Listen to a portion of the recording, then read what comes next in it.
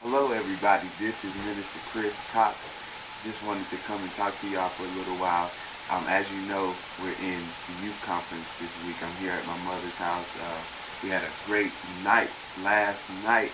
Presence of God was so strong, and I'm going to give you a little clip, just a little clip of what took place last night, because I want you to come out for the rest of the week, because it's only going to get better.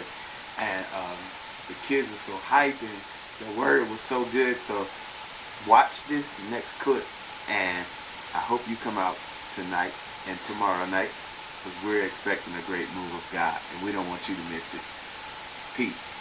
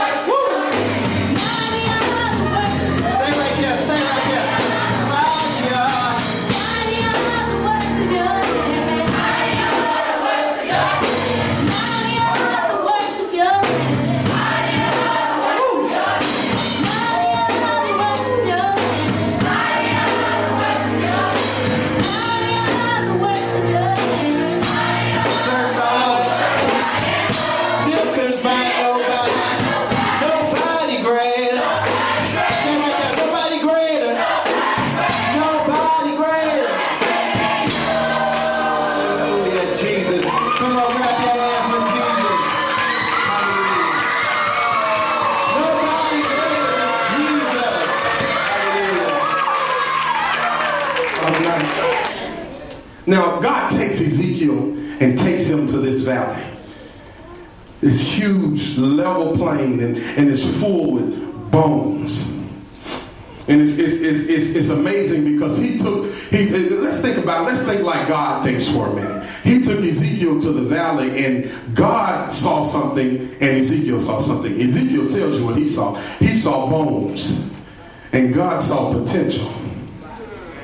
It's amazing how God can look at something dead, stoic, and stagnant in our life, not moving, not going anywhere. We think it's a hindrance and it's a heavy weight.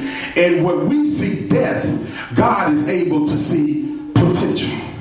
It's amazing how people around us will speak it into us that we ain't nothing, can't be nothing, won't be nothing, need to sit down somewhere because we're getting in the way, because all they see is what we're producing at the moment. But God is able to look past the moment and see what he can work out in your life. Potential is something that is existing in possibility. It may not be there right now, but it exists in the realm of possibility, or is capable of development into actuality. Okay, I may not be a millionaire right now, but if I keep trusting God, I've got the potential. Touch your neighbor and say, I got potential. I got potential. I may not be a college graduate right now, but if I keep trusting in God, I've got the potential. I'm not going to sell myself short because it don't look good right now. Because I can only, y'all not following me. God looks at something and says, no, it's not half empty, it's half full. Oh my goodness. He looks at something and says, no, it's not halfway over, it just began. And you ought to be able to get on God's level of thinking and say, I'm not almost dead, I just started living. I want you to believe that if God was to carry me away into the spirit tonight and put me in some of your lives and put me in some of your classrooms and put put me in some of your households and put me in some of your marriages or at the kitchen dinner table with some of your children, I would come up with the same report that Ezekiel came up with. These bones are very dry. I believe if he put me in some of your financial situations and I had to assess it like Ezekiel assessed it, I would have to come up with the same conclusion that these bones are very dry. There's no indication that life is here. There's no movement. There's no tissue. There's nothing here that says that life can come out of this situation. Now he looks at these dry, dead, lifeless situations, these lifeless, dry marriages, these lifeless curriculums in the classroom, D's and F's and C's and P's, and he looks at all of this stuff and he asks a question. Son of man, can these bones live? And he said unto Ezekiel, prophesy to these bones. Look at that child that's failing in school. Look at that marriage that's hanging on the ropes.